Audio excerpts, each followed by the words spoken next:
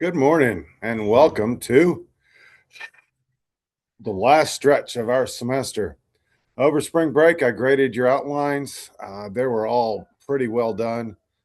There's a couple of you that I made comments on and suggestions.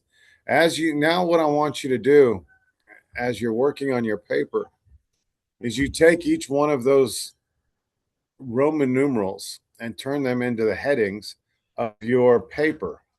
And then you take each one of those uh, alpha and numeric and turn them into subheadings so that you can, in turn, write your paper and keep your paper extremely organized and you're not rambling and going all over the place.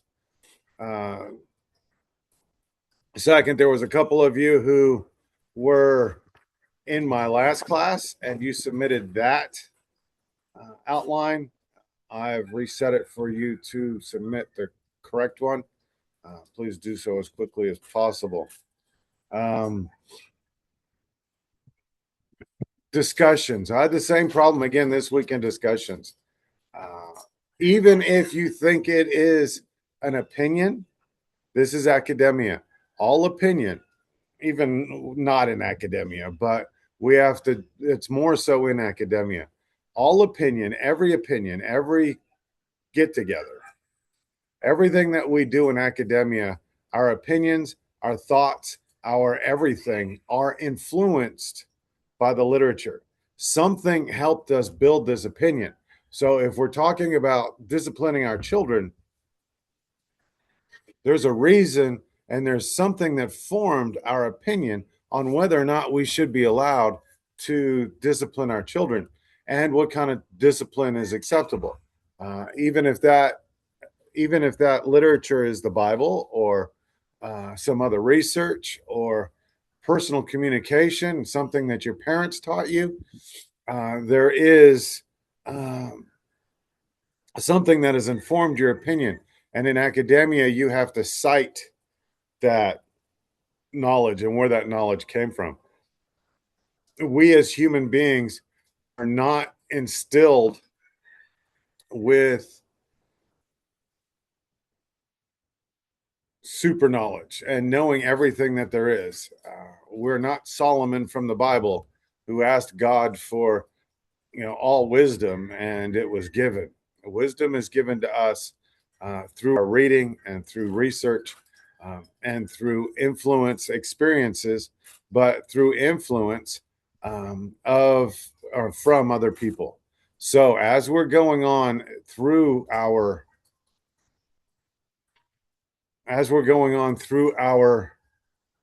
discussions, make sure that you provide me with citations, in-text citations, and a list of sources.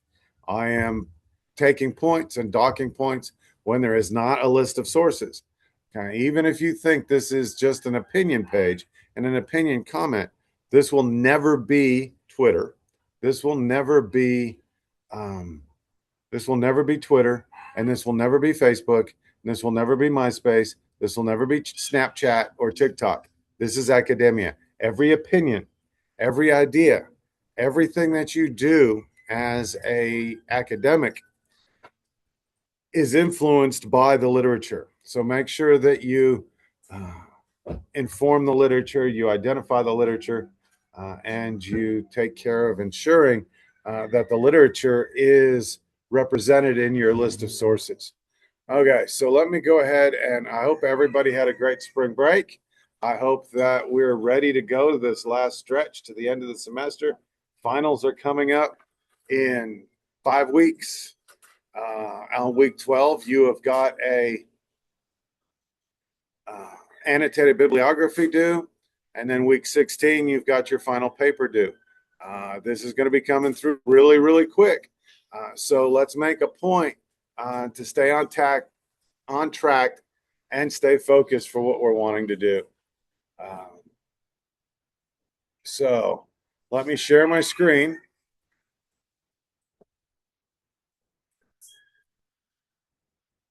I'm going to share the entire screen.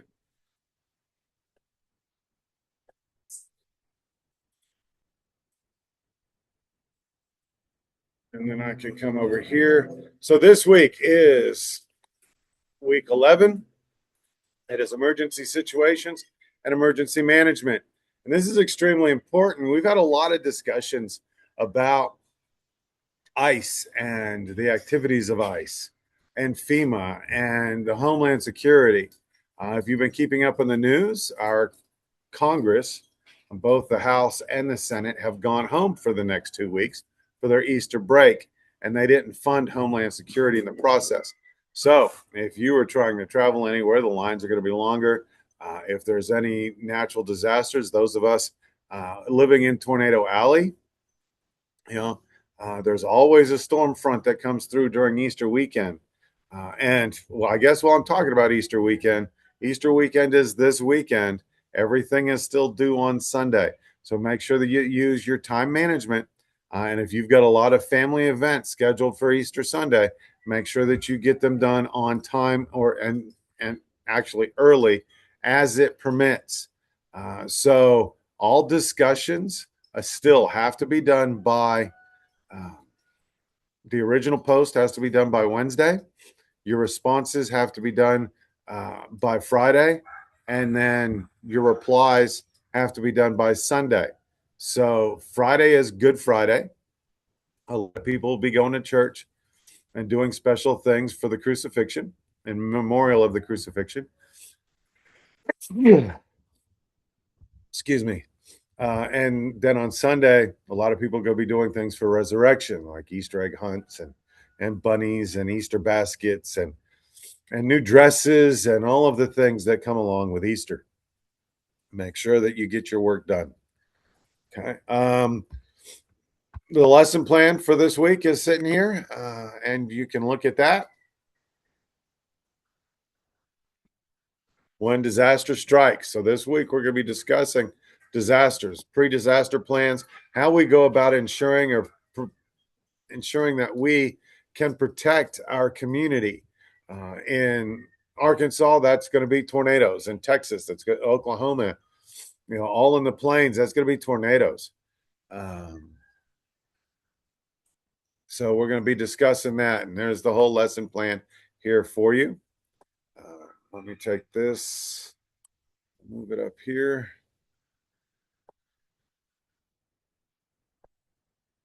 The PowerPoint that I'm about to go over is also here for you to review. When emergency strikes,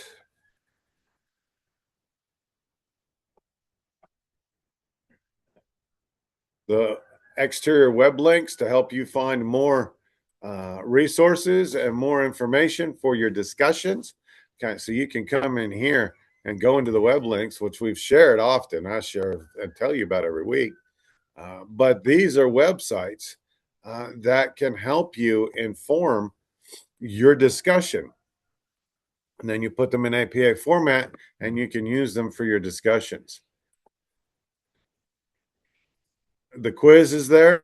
The quiz is 10 questions, 9 multiple choice true and false, and 1 matching. And then our discussion. Our discussion this week on emergency management and what should be the foremost concern of police officers when dealing with a natural disaster.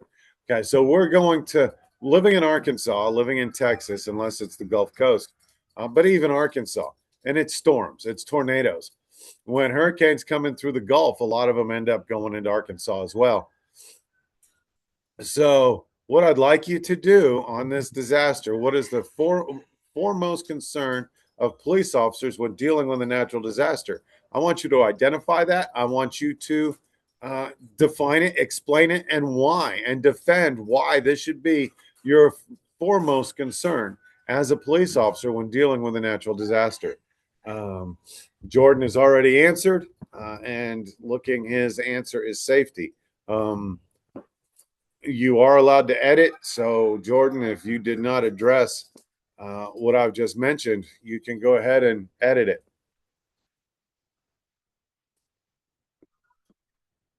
Okay, next week is terrorism. So, emergency situations. When disaster strikes. So, you have to have pre-planning. You have to sit down as a leader, as a management and policing, as a shift supervisor. You have to know the plan that's going on. The city is going to have its plans, but the city is going to depend on the police department for safety and for the things that can happen. Another thing that can happen in Arkansas is the new Madrid fault line quaking again, as it did in 1880s. And there's a lot of prophecy running around out there that this new Madrid fault line that follows the Mississippi River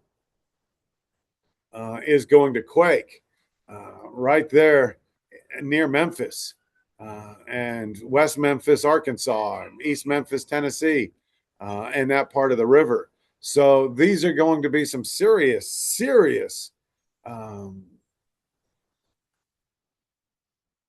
issues.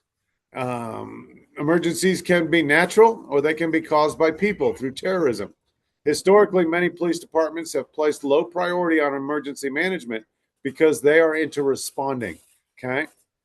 The negative effects of hurricanes and floods and tornadoes can reach immense proportion with long lasting impacts and make up for bigger problems like looting and murder and everything that we saw that happen in New Orleans when Katrina hit. We must have a pre-disaster plan. So in your discussion, what is going to be your foremost at the forefront of your plan? I also want you to add, how are you going to address and how are you going to protect that issue that you see is at the forefront of emergency planning? Okay. So FEMA was not funded. There is nobody paying FEMA. So if there is a terrorist attack, if there is a tornado spawn, if there's a major disaster, FEMA is not going to be there to help us. We're going to have to pull up our own boots, buy our own bootstraps, and take care of it. The mission of FEMA is to reduce the loss of life and property, to protect the nation from all hazards. It is part of the Department of Homeland Security, which was not funded before they went on break. And they create a comprehensive preparedness guide, and they help create emergency management plans for the state, county, and local governments so that they can address each and every issue that may come about. From 2006 to 2016, I was the director of criminal justice at Howard College in Big Spring, Texas. And I was part of the committee that established the emergency plans. Okay, so the emergency plans that they set up was tornadoes, of course. Tornadoes, major storms, hailstorms. They looked at all of these things that could happen. Winter weather causing a major pileup on the interstate that went through town. They looked at just about everything. And when we got done with it, I looked at them and I said, so what are we going to do about emergency preparedness for the refinery? Big Spring, Texas has one of the largest inland refineries, oil refineries in the country. It covers square miles, not just acres, but miles. And without fail, in 2010, the refinery blew up and it caused problems. It knocked, my house was 2 miles away from the refinery, and houses on my street were knocked off its foundations by the explosion that caused from the refinery. Luckily, nobody was hurt. Nobody was killed. It happened on President's Day. So there was a skeleton staff at the refinery. It was not in full operation. There were some guys doing maintenance. And even those guys that were doing maintenance there where the explosion happened were seriously injured, but they survived the ordeal. There were no deaths. But you need to make sure that you have a plan for everything. Okay? You need to plan for evacuations. Like coastal towns and states have plans to where if there's a hurricane coming, there's a storm coming, all interstate traffic, all traffic goes inland. Nothing is allowed to go towards the beach. Everything, all lanes are inland, so that we can make sure that we can get those millions of people off of the beach, off of the shoreline, off of the path of this storm. Even here in Texas, once you get to Dallas or here in Abilene, if there's major storms coming, it's to go north into Oklahoma, into Arkansas, go places, go north. If there's a wildfire, we had a wildfire a few years ago that hit Big Spring when I was living there, and they had to start evacuating major portions of the town. Okay, so you need to make sure that as police officers, as a police department, you need to evaluate, you need to prep and prepare for traffic control, because everybody's supposed to try to get out of the way. And how they're going to get out of the way is in their cars. And how they're going to get out of the way is on the roads. And as police officers, it's going to be your job to ensure traffic control. And then once everybody's gone, it's going to be your job to protect the community that was left behind from looters and other people. So, unfortunately, law enforcement, emergency management systems, and emergency management teams, first responders, have to stay in the storm area so that after the storm goes through, they can make sure that they protect the property of the people that left their property behind, with the belief that you, as your law enforcement officer, is going to protect it from all harm. You need to plan to interact with the media. You need to set up a program. You need to set up a policy on who discusses and who talks to the media. Everybody wants to talk to the media. Everybody wants to be part of that issue. And everybody wants to get a quote. So at my prison, nobody is allowed to talk to the media at my prison. And the police departments, the discussion with the media was left to the public relations officers. And although you want to be empathetic, you want to deal in facts and information, you do not want to deal in any of those other issues. Okay, so the National Incident Management System is comprehensive national approach. It's applicable at all jurisdictional levels, across disciplines, emergency management, incident command and control systems. You need to set up, a command center to command this control. So even though the day-to-day operations are managed in my prison, are managed out of central or managed through dispatch, during an emergency situation, that emergency control center is moved to another location and has other people beyond dispatch dealing with that. Dispatch still has to focus on regular operations of everything else that's going on. So this emergency operations center is a location where the emergency personnel operate. It reduces the lack of communication and coordination. It gives a place for the media to go.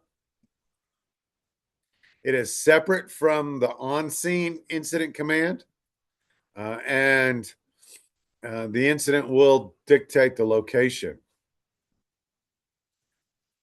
Emergency Management Assistance Compact. Local resources will always be overwhelmed when an emergency situation arises. So law and the National Emergency Managers Association have allowed for assistance compacts or mutual assistance contracts so that neighboring communities can come help and maintain and have jurisdiction. They'll still work underneath the the EOC, the Emergency Operations Center. But a few years ago, well, we could just go to, well, no, we'll go to West Texas, 10, 12 years ago. A fertilizer plant exploded and it leveled everything. And people from all over the state showed up to help with it. I had my students down in Austin at the time. So when the students said, let's go help those people in West. So we called the school, we called the EOC, told them what was going on, said we'd like to help for a little bit, if that was possible. And what the EOC said was that they already had way too many people there to worry about a bunch of college students as well, and asked that we just go home. So that's what we did. Okay, there are 4 phases to any emergency. The warning period. If there is a warning period, we know about it. If there's storms coming, we know about it. We have this tornado sirens that go off. Okay, so we have the time before, the time during, the time immediately, the immediate reaction after the impact, and then the period of delayed response and how we're going to go about dealing with things and fixing things afterwards. So your foremost item, as you're in your discussion, you need to identify how are you going to prepare to ensure this foremost item issue, both in the warning period, the impact period, the immediate reaction after the impact, and the period of delay. So if it's safety, so what plans and what things are you going to do during the warning period to ensure the safety of our citizenry? What are you going to be doing during the impact? Okay, if we're going to take a tornado spawn and a tornado hits Fort Smith or wherever you're living in Oklahoma, what are you going to be doing during the impact period, the immediate reaction after the impact period, and the period of delayed response? Okay, I was also a member of the Thai Volunteer Fire Department. And every time there's major storms were rolling in, we were called to work. Okay, we were volunteers. So we didn't get paid, but we got in our fire trucks and we went and we sat at key points around the city, on the edge of the city, to watch for tornadoes. And then there were people that were left on the roof and around the top of the fire station to watch for things that struck inside of the town. Okay. And during the impact period, we tracked thunderstorms. We would chase them, not thunderstorms, but tornadoes. We would chase the tornadoes through town so that we could communicate with law enforcement to tell law enforcement that, hey, the tornado's coming this way, it's heading this way, make sure that everybody is safe. And then we go from there. And then immediate reaction after impact is to look for survivors. And then the period of delayed response was to help rebuild and restore the community to the way that it was before. So you need to go about in your discussion, you need to address all 4 phases of the phases of an emergency. Okay, and we've covered before the emergency: be prepared, be proactive, identify the requirements, identify the equipment that's needed, the resources that are needed, establish good relationships with the media. During the emergency, you need to take time to assess the situation, keep the channels of communication open, keep as many options open as possible, focus on the big picture, involve key personnel. After the emergency, you want to get back to normal as soon as possible. I covered all of this. Okay, so some of the things that we're going to see and we're going to have are floods. Floods are very damaging. They damage homes. They damage crops, livestock. They are predictable, and we know this because the rain coming up north. Okay, so if we live on a river and there's a torrential downpour north of us, we know that all that water is going to go south, and it's going to cause flooding. It's the question is, how quickly does that flooding happen? Regular police and reserves are called out. Extra people are called out. Police need to seal the area from looting and vandalism. Fires. Okay. Police officers protect firefighters. They control spectators. They protect fire equipment. They regulate traffic. Hurricanes and tornadoes. Uh, you've what do you? They got cause great destruction. They level things. You're going to have to prepare. You're going to have to get people in shelters. You're going to have to look for survivors afterwards. Earthquakes and tsunamis. Okay, so earthquakes and tsunamis tsunamis have a warning, but earthquakes have no warning. But you know when a tsunami is going to come. You must have a pre-established plan on how to respond to an earthquake. Okay, living in Arkansas, living off the Mississippi River, living in the Madrid fault line, you're going to have to figure out, and you need to put a plan together on how to respond to a major earthquake. Bridge collapses. We have an aging, ailing infrastructure. The cities and the counties and the communities can't afford to fix the bridges. The federal government is not working. They're not funding programs to fix things. So we're going to start seeing things falling apart, like the I-35 bridge. When the I-35 bridge collapsed, you need to look for survivors. You need to put men in the water. You need additional agencies are helped. You need to hire contractors to remove the rubble, and then uh, the I-35 collapse. There was 3 weeks of rescue and recovery.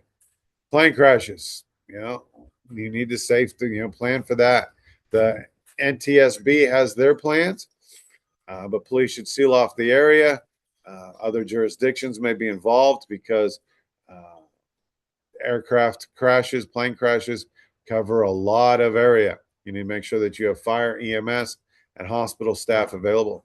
When the refinery blew up, the fire was approaching the cat cracker, and I'm not even going to pretend to be a oil guy, but they said that the cat cracker is what actually separates the kerosene and the propane and the diesel and the gas and the plastics and all those things that are made out of oil. That's done in what's called the cat cracker. And they said that if the cat cracker blew up, it would leave a 10-mile crater, which means there would have been nothing left of Big Spring. So they put all medical staff on call, all medical staff, regardless of where you worked. If you were a nurse or a doctor, you were required to report to the hospital. Even CNAs were required to report to the hospital. My daughter was a CNA at the time, and we dropped her off at the hospital. And then she called us back, said, "Come get me. They don't need me. I'm just a CNA." But we need to make a point to make sure that we have all of these people ready and on call to help restore. Okay. That's why a lot of times law enforcement and emergency management have to live in the county. I am required to live within an hour of the prison that I work at. If I do not live within an hour of the prison I work at, I have to live in the state of BOQ. I live 55 minutes away from the prison. So I am in good hands. Bomb threats, bombs, explosions, you have to have, according to the ATF, the top 3 factors are vandalism, revenge, protest. That's also terrorism. Okay. You need to know how to report a bomb threat. You need to know how to respond to a bomb threat. And you need to get the explosives EOD team on the scene as quickly as possible. We just went through COVID. Pandemics is another issue or potential crisis that we need to deal with. It's not natural. It's not accidental. It's not man-made. It's an infectious disease. It occurs over large geographical areas. It affects high percentage of the population. It calls for the police to maintain public order. So we had police enforcing pretty much martial law. We had police enforcing curfews. You weren't allowed to go to the stores. Only a certain amount of people were allowed in the store. You couldn't be closer to 6 feet to get with each other. People were being arrested for this issue. Okay. What are the difficulties? The biggest difficulty that you're going to find is that there's no sense of community. If there's no sense of community before a disaster, that community is not going to be helpful after the disaster. And the people that establish and create that sense of community are going to be your law enforcement officers. And if you don't trust law enforcement, when disaster comes, it's going to be every man for themselves. It's going to be Armageddon. It's going to be the apocalypse. It's going to be all of those things that we watch in these end of the world movies because we don't trust law enforcement. Law enforcement must create a community oriented presence.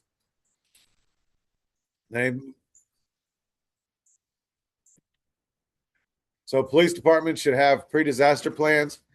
Most emergencies happen in 4 phases, and you're going to discuss whatever is at the foremost of your emergency plan issue during an emergency. I want you to discuss it through all 4 phases of the emergency plan. Lack of communication and coordination are major problems. And we need to make a point to go through and ensure that uh, we need to make a point to ensure that we are um, doing what we're supposed to be doing within the community as law enforcement officers. So that's my discussion for this week, which is good because my computer's about to die. And I will see you guys in the forums. I'll be in Dallas tonight. I have a presentation tomorrow at the Dallas Baptist University to become the director of the Institute of Criminal Justice. Wish me luck. Hopefully, I can get back into academia full time, and we'll go from there. So, we will talk to all of you later, and we'll see you in the forums.